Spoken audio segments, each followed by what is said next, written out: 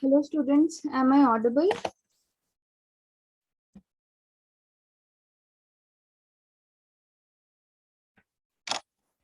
Yes, ma'am. And is the screen visible? Yes, ma'am. Okay, I hope you guys are doing fine. Actually, we were studying about planning in our previous class. We were understanding the concept of planning, and I explained you that planning is a concept where we basically think prior of doing, and we jot down all the things that we have to do. Like we try and understand what is to be done, how is to be done, what steps to be followed, what other things to be done. All of these things we basically consider, and that is what basically is called planning. Then I made you explain about the importance of planning, where I explained you that planning is really very important if an organization wishes to grow and wants to grow. It's very important. It's very much important that an organization should plan very smoothly, very properly, and nicely so as to, achieve success for it. And they should the manager should be like proper professionals who should do the planning part. They should not be basically the workers or the foremen who are doing the part. They should be properly experienced and professionals and having some professional degrees. And then I also tried to explain you some of the limitations of planning, where I made you understand that though planning has a lot of benefits, but it does have some of the disadvantages, like it's little rigid in nature. That means it lacks flexibility, because if you go for planning, you will do something in advance. You will jot down the things in advance, and changing everything gets difficult if there is any change in the market or environment out there. So planning is quite unstable, quite planning is quite rigid, it's quite unflexible, which cannot be changed with the changes happening in the environment. So that is some of the disadvantages of planning. So let's move forward now and try to understand about a very important thing today, which would be planning process. So today we are going to study about the planning process. What are the steps in planning? All of that stuff we need to understand it today. So let's move to the first slide, and let's start with basically a very small brief of planning, which means concept of planning, and then we will start with the planning process. So planning is ascertaining prior to what to do and how to do.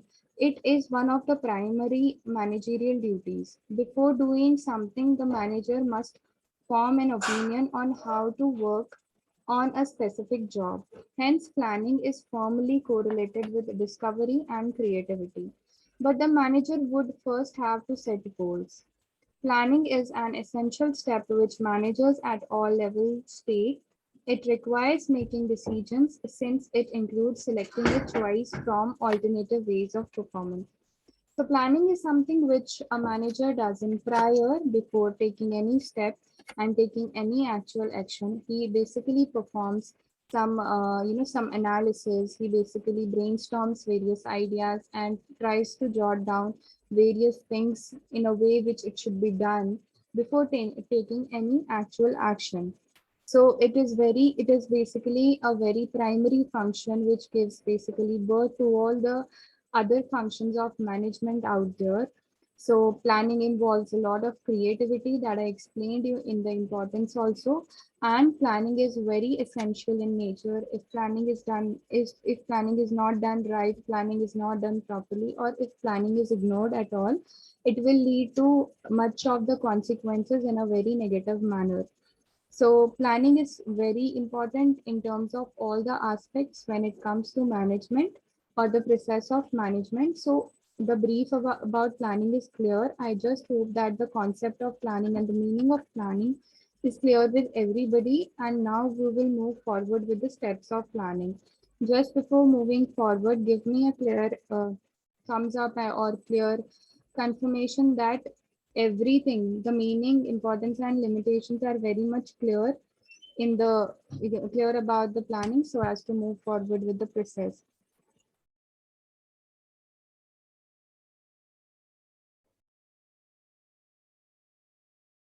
Yes, ma'am. Okay.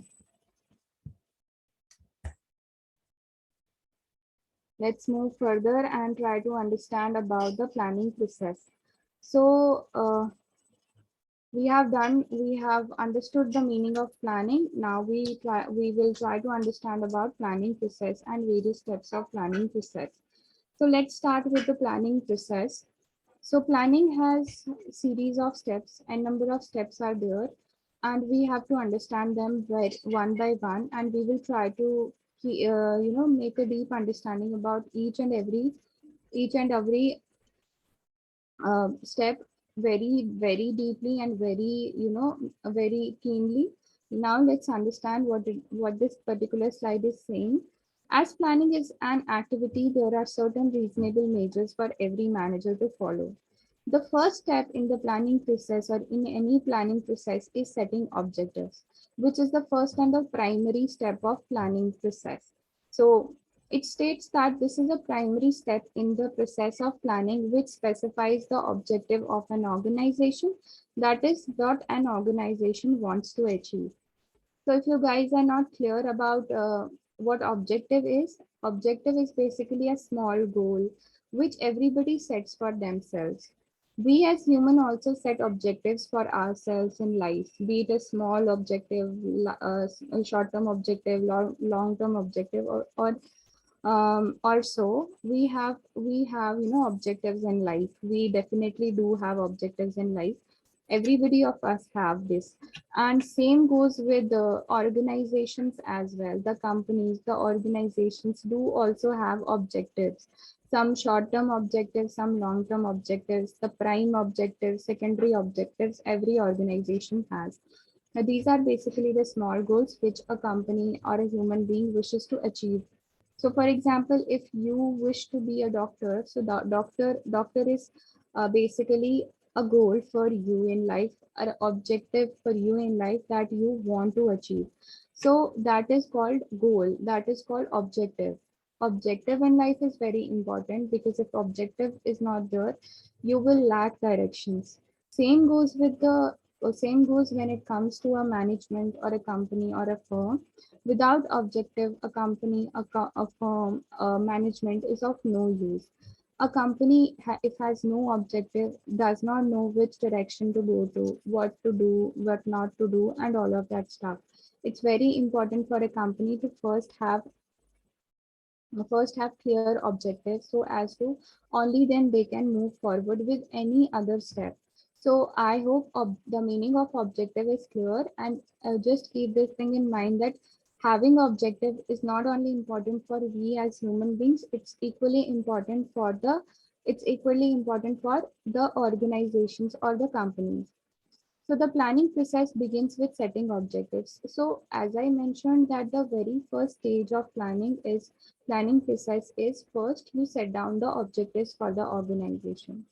Now it depends from organization to organization what type of objectives they are setting, what types of objectives they are keeping for themselves. Objectives could differ. They could definitely differ in many sense. Maybe difference in industries, difference in markets can differ the objectives two companies are having. A company from pharmaceutical may have some other objective, and a company from a company from education may have different objective. We cannot expect these two companies to have one particular objective. They will differ in objectives in a very lot terms because these two companies are totally different. And I will repeat this again that objectives can differ from company to company to a huge extent. They cannot be same, correct? So the planning process begins with setting up of objectives. Objectives are end results which the management wants to achieve by its operations. Again, explaining you this thing that objective are something which a company wishes to achieve at last. So at last, I want to become a doctor is what I wish to achieve and is my objective. At last, a company wants to be the market leader is the objective of that company, is the goal of the company that it is working for. So objectives are specific and measurable in terms of units. Objectives should be specific and measurable. That means you can you can measure it. For example, if you are keeping an objective of being market leader, it is measurable. You can measure the market share that you are capturing. You can count the number of customers that are coming to you for having for buying the products and stuff. So it's measurable. You should have objectives which is something specific and measurable in nature. Now, if a company has an objective of, objective of objective that one day I will sell stars in real life, in real life, it's something which is very unrealistic in nature. So these kind of objectives should not be there. Objectives should be that in nature which is realistic in nature. For example, they should be achievable. It should not be something which is totally unrealistic. That should not be magical. It should be something which is realistic and a company can in real life achieve that, right?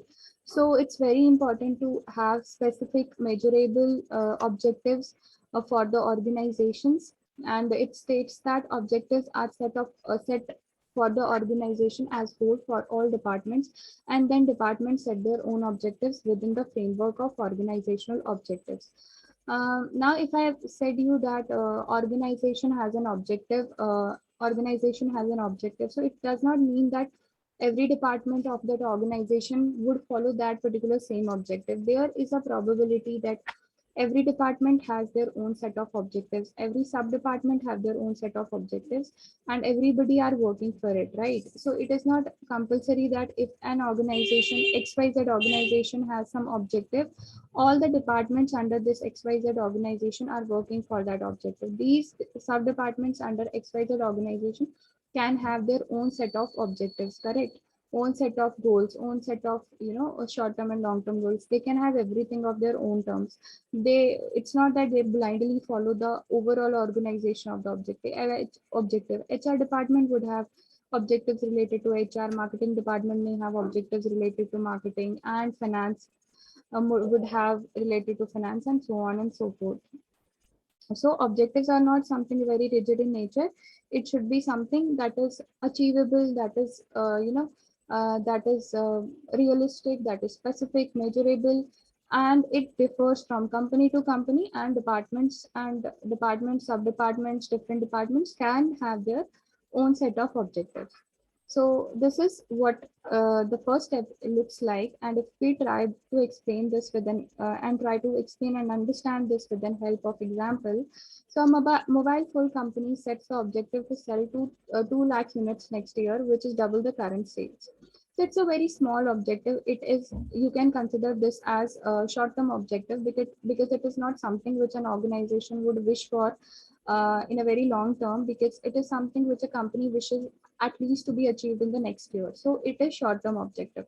So now what does this particular company wish to? This particular company wishes that for at least for next year, I should have like 2 lakh units sales. So my mobile sets, 2 lakh mobile sets should be sold from my organization, my company, so as to survive in the current market. It is a very small objective, short-term objective, which an organization has set for itself. But though it is an objective for which the company would work definitely very hard, and everybody in the company would consider this objective and try to set up their own departmental or individual objective on the basis of this particular objective.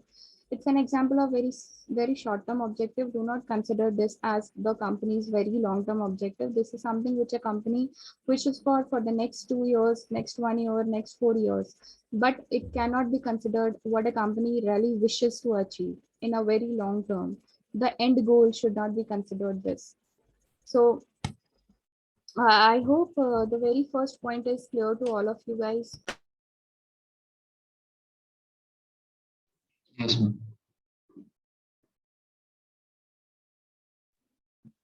Others, is it clear?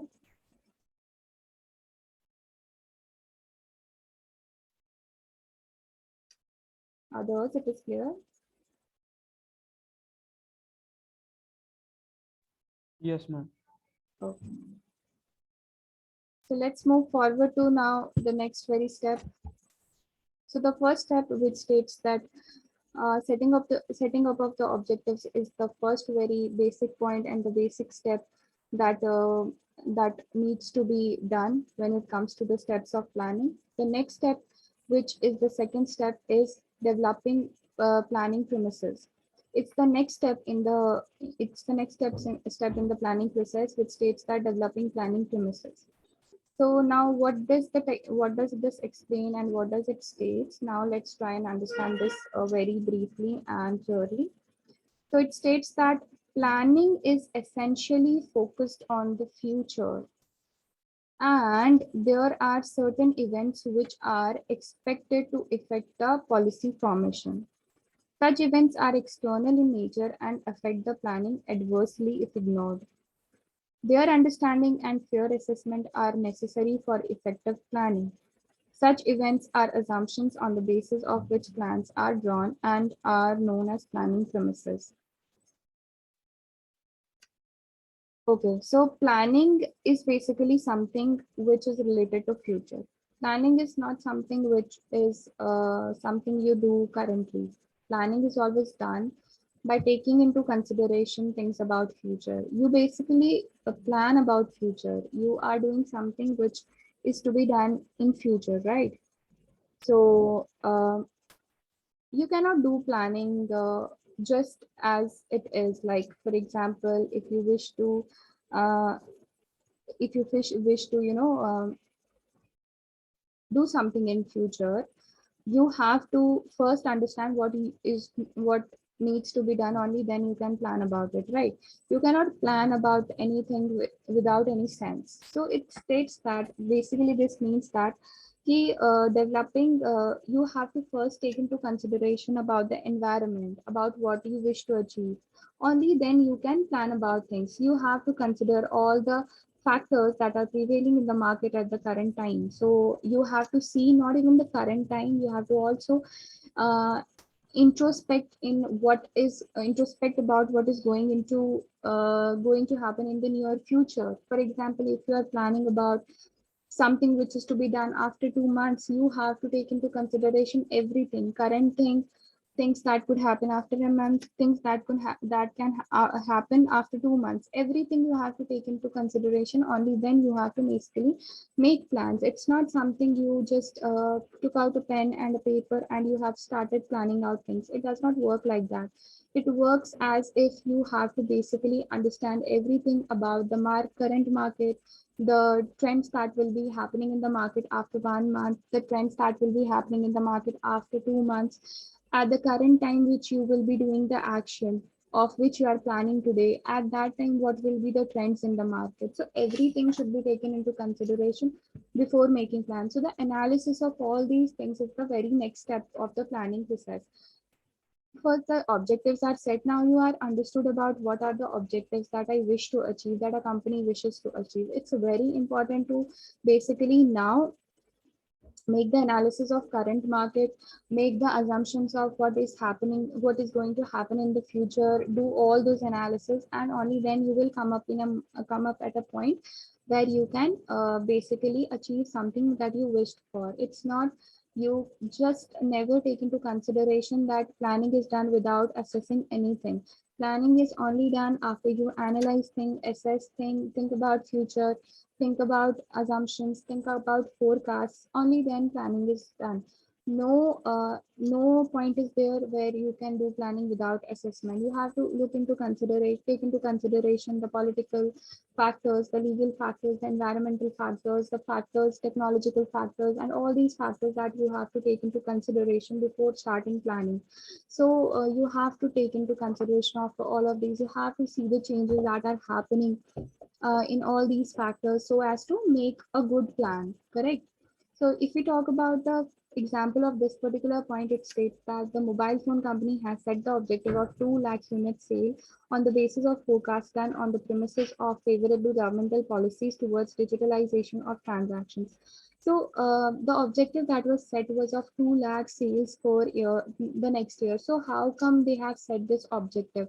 And how will they work on it? Because they know, they have analyzed the environment, they have known about the digitalization of governmental policy, the policies of government coming forth about digitalization of transaction will definitely increase increase the sale of mobile phones. Only then they have set up an objective of selling 2 lakhs unit of mobile phone next year. So every analysis is important. See what is happening in government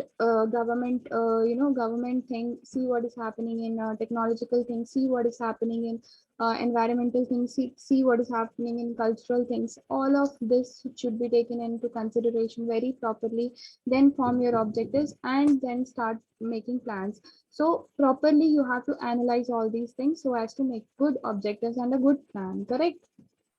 Is it clear? Just give me a confirmation before moving forward. Yes, ma'am. Okay. Yes, ma'am. Let's move to the third point of planning process. So first one is done, second one is done. Now it comes the third one. Now third step in the planning process states identifying alternative course of action. Now what does it mean or what does it say? We will try and understand this in very brief, very deeply. It states that once objectives are set, assumptions are made, the next step is to act upon them. There may be many ways to act and achieve objectives. All the alternative course of action should be identified. You have set an objective which you want to achieve. So I'll just give you a very small example of your personal life. So as you can relate to this particular example, even in the terms of company. So just for an example, you wish to, maybe I've given this example before also. So the long-term objective of your life is to be rich. So this is a long-term objective of your life, that is purely to be rich. Now, for being rich, you have many number of alternate courses of action. Either you can become a doctor, you can become a successful teacher, you can become you can become a CEO of a company, you can make your own startup, you can make your own venture, or you can even do XYZ things to become rich. So even for that matter, nobody should do it. You can even do robbery to be rich. It's different courses of action that could be performed, right? To be rich. Being rich is your final objective, but you see how many ways there are to be rich. It's not just one way. It's n number of ways which you can follow and become rich. So that is what it states, that if an objective is set for an organization, uh, the organization should try and find out various ways in which that particular objective can be achieved. It's not only about the long-term objective that a company sets for itself, it's also about uh, many other small term objectives that a company sets for itself. Even a very small objective, for example, if a department has set an objective of HR department has set an objective of hiring the best talent in the market. So they have multiple ways. They have n number of ways by which they can achieve this particular objective.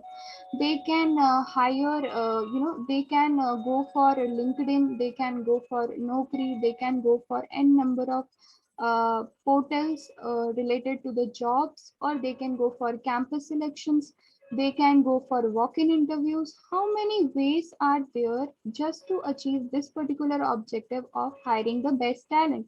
We I mean company has n number of ways by which this particular objective of hiring the best talent in the market can be achieved. So company is not restricted by just one alternative course of action. So what this particular step states is that the company should really find out n number of ways in which a particular objective can be achieved, be it small term objective, be it an objective of a department, be an objective of sub department or the company itself. Company should try and find out all the alternative ways to achieve this objective. Correct? To achieve this particular objective, a company should try and find out all the alternative courses of action. Now, if all the alternative courses of action are found, this particular stage would be completed. Now, if we try and understand with this particular example, which is mentioned in the slide, it states that The mobile company has many alternatives like reducing prices, increasing advertisement and promotion, after sales services, etc. So I said you that the objective that was formed by the company to sell 2 lakh units of mobile phones in the next year, this is a particular objective, particular set of objectives that a company has formed for itself, right? Now, there are n number of alternative courses of action through which that particular objective can be achieved, and these are like either a company can go for reducing prices of its mobile cell phones, increasing the advertisement of the mobile cell phones so that more number of people are aware about these particular mobile phones and they go and buy these products.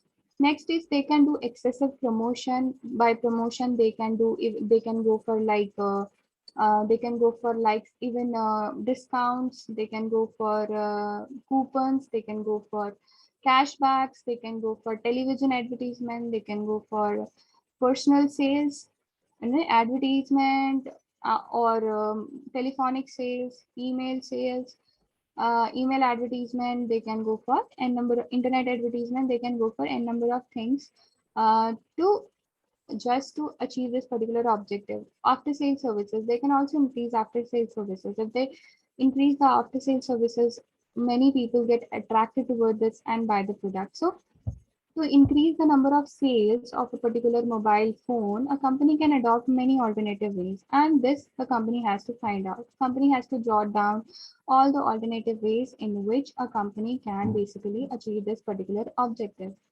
So this is the third step of planning process. Just give me a clarification if this is clear so as to move to the next step. Clear, ma'am. Everybody?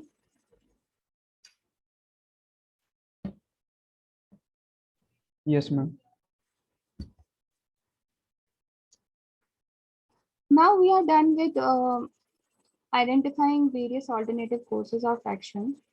The very next step talks about evaluating alternative courses of action. Now it's not just only about identifying alternative courses of action. The next planning step states that evaluation is also very important. Now let's try and understand what this particular slide says. In this step, the positive and negative aspect of each alternative need to be evaluated in the light of objectives to be achieved. By this, I mean that you have jotted down n number of alternative ways of action in which a particular goal or a particular objective can be achieved. Very nice that you have done it. You great applause to the company that it has tried to find out n number of ways or multiple courses of action through which a particular objective can be achieved. But every alternative has to be evaluated. Every alternative is it's very important for every alternative to get evaluated so as only then you can decide that which alternative courses of action you will select at in the next step.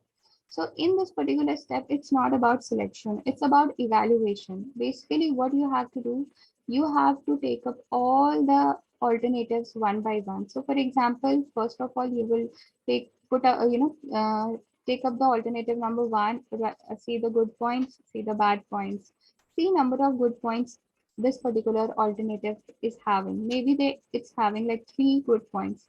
See how many bad points this alternative course of action is having. If you feel like 2 points of bad points are there, see the weightage, like priority.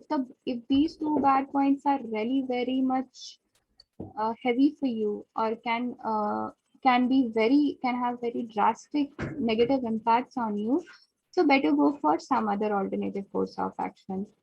I'll try to explain you this with an example of your personal life. So as I said you that if your end goal, like as you are a human being, you are a human being, and being a human being, you have an end goal of becoming very rich in the future, and that's your end goal, that you wish to be very rich in the future.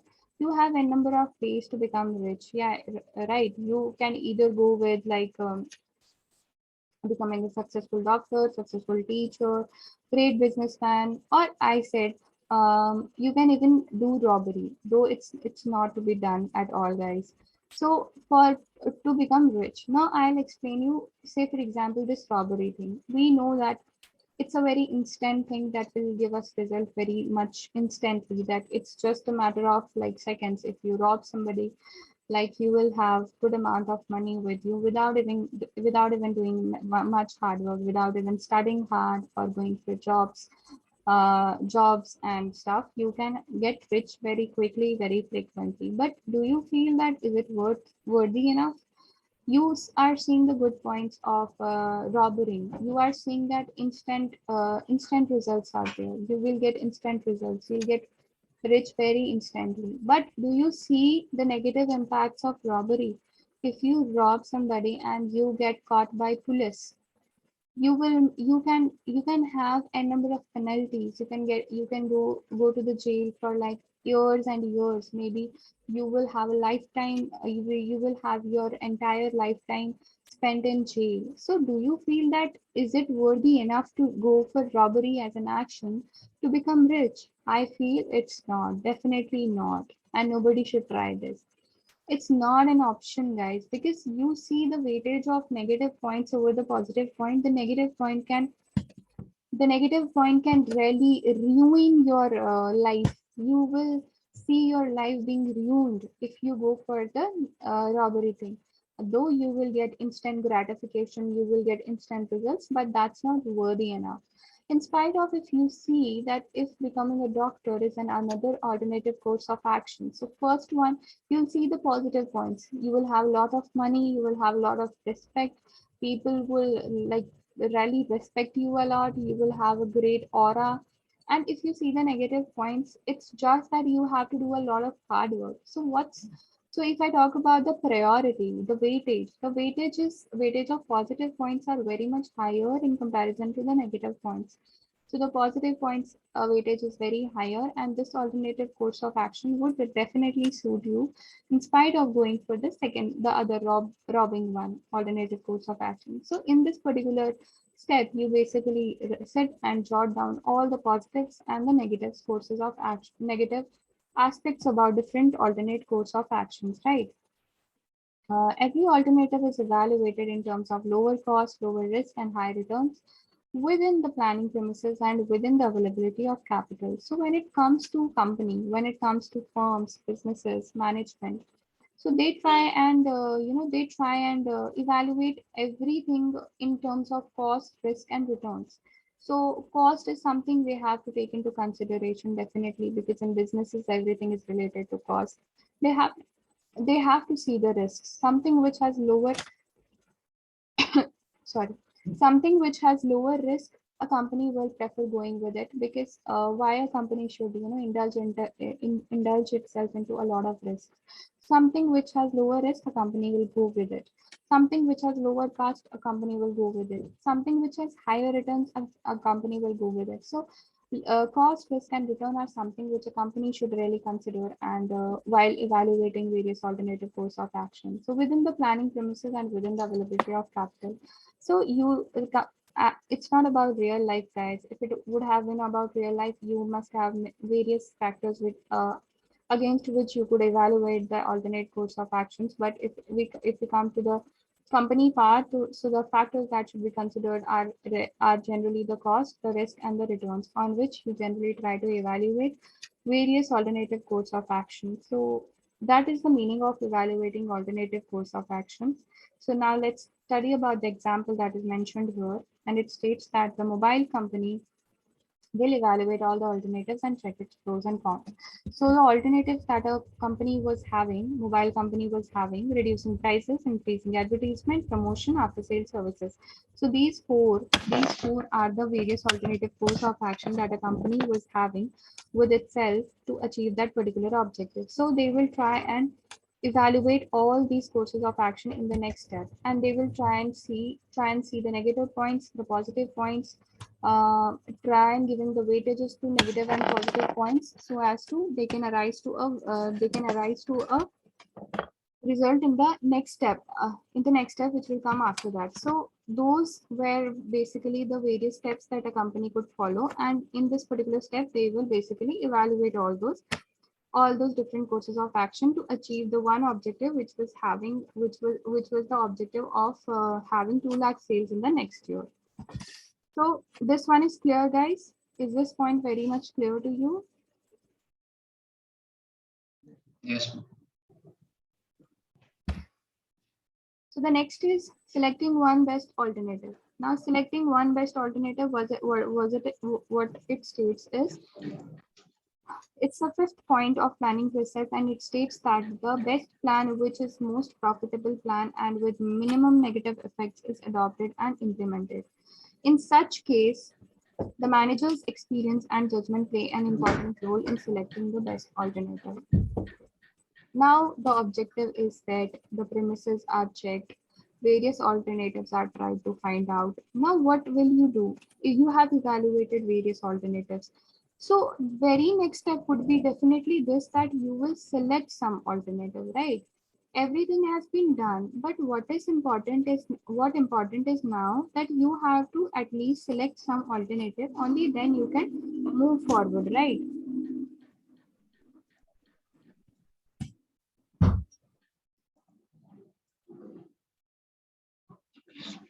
Only only then you can move forward. So basically you have now select the best plan.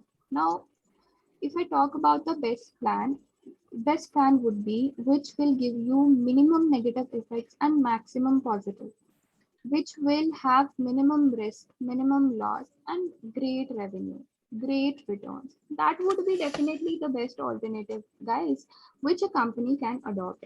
A company should not go with the alternative that has great risk, that has very much losses, that has huge cost and very less revenue or very less returns. It would be not a good plan to go with it, right? Definitely you should go with a plan that has good good and positive efforts, positive effects on a company. If my company would generate a great amount of revenue with any plan, I would definitely go with it. If my company would be beneficial, if any course of action will be beneficial for me because of less cost, less risk, and great revenue, I will go with it after evaluating all the alternatives. Maybe all the alternatives are giving you high returns, less cost, and less risk, but you have to find out the one which is giving you maximum return, minimum losses, and minimum risk. Go with that particular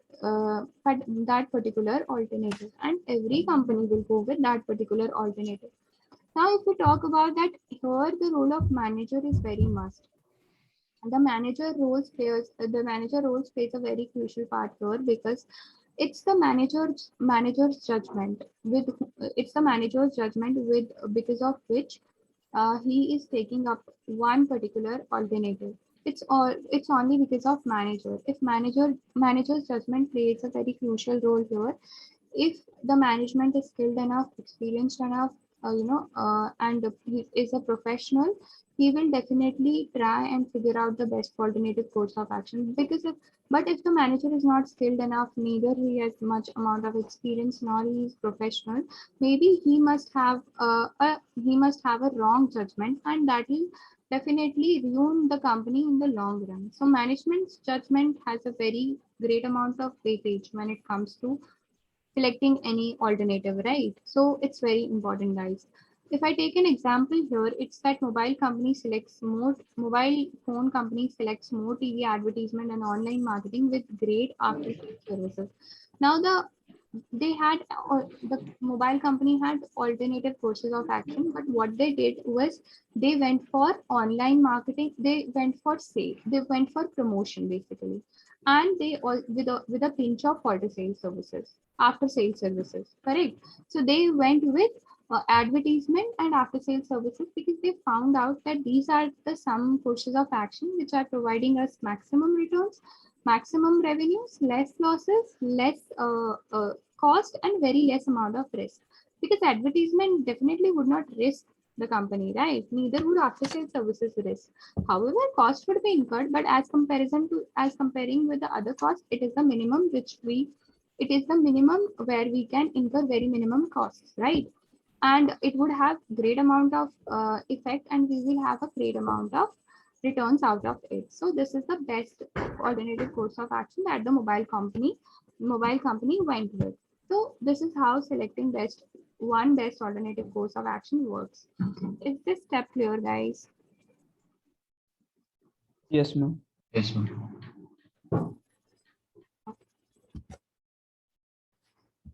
Let's move to the next. This is the second last step of the planning process. Let's move to this and see what it says.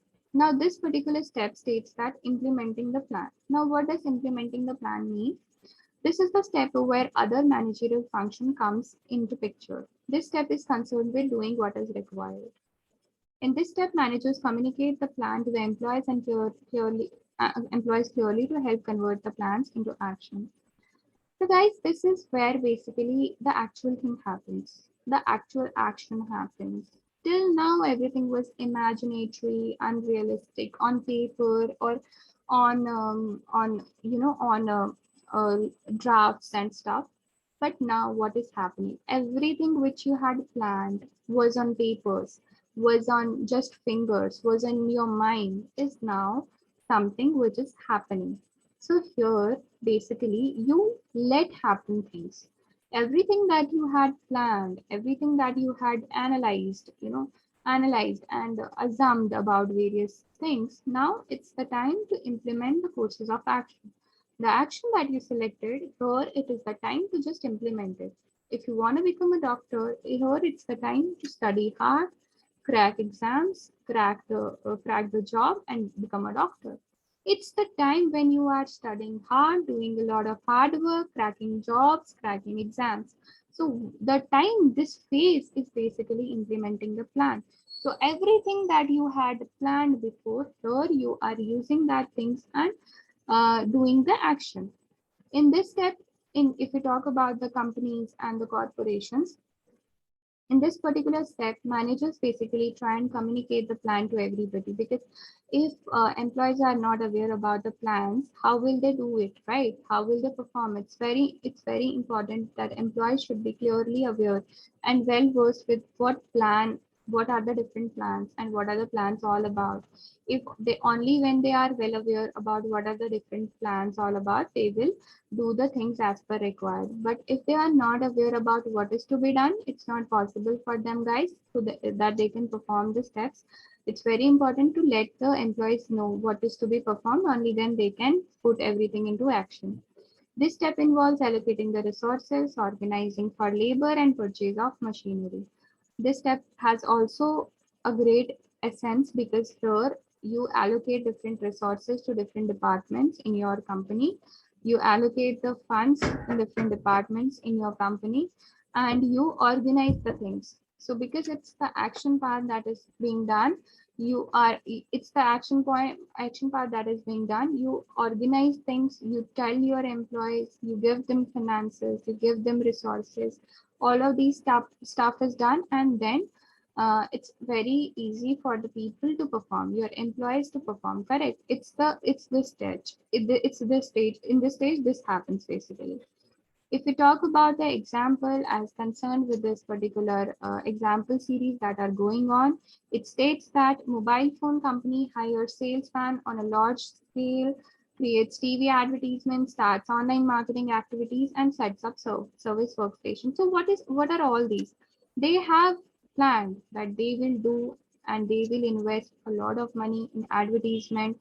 They will invest in after sales services. But for that, actual action is now taking place, because they are hiring salespeople. They are, doing TV advertisement. They are indulging themselves into online marketing activities, and they are setting up their service centers so that after sales services can be taken into consideration. Right? Is it clear? This was the second last point, and this is the very main point in terms of planning process, because if this is not done properly, then your prior planning is of also no use. Is it clear, guys? Yes, ma'am. Yes, ma'am. Now we come to the very last step of the planning process, and with this, we will mark the end of today's class, which is follow-up action. Now, what does follow-up action mean? Monitoring the plan constantly and taking feedback at regular intervals is called follow-up. So maybe you have made a plan and that plan has been implemented well, everything is put into action, but you have to constantly follow up that plan, that the plan that you made was correct or not. If it is not correct, what sort of improvements we can done, which are the areas where we can work for, which is the areas which is giving not giving you better results, which is the area which is not giving you good results, where we can make some arrangements to do better. Monitoring of plans is very important to ensure that the plans are being implemented according to the schedule. Monitor the plan continuously. You should check and monitor your plan continuously. You should see where it is being done wrong. If the plan has some sort of loopholes, just try to figure it out and fill it in the time being, because after a certain point of time they would not be possible to change. It would not be possible to change the plan altogether, right? So do it priorly, do it in the time being. So try to figure out what are the different loopholes which you can fill. Regular checks and comparison of the result with the set standards are done to ensure that objectives are achieved. So it's not that once the plan is set, everything is done, then you are checking your plan whether it was right or whether it was wrong. In regular intervals, try to check whether the make make the comparisons. See the standards that were set, are we are able to achieve it or not. If we are not able to, is the plan which is lacking or are these employees which are lacking, correct? So try to fill those loopholes. If we talk about the example, a proper feedback mechanism was developed by the mobile phone company throughout its branches so that the actual customer response, revenue collection, employee response, etc. could be known. So again, a feedback mechanism was what was embedded in the organizations just to see whether the plans are doing well, whether we are going in the right track or not, whether we are performing our plan well or not. So this was done by a proper feedback mechanism. So feedback is very important. Feedback mechanism works wonders in case of follow-up action. So just try and feedback things, try and get feedback on your plans so as to figure out where we were going wrong or which is the area of improvement where we can improve more, right? So this was the last step of planning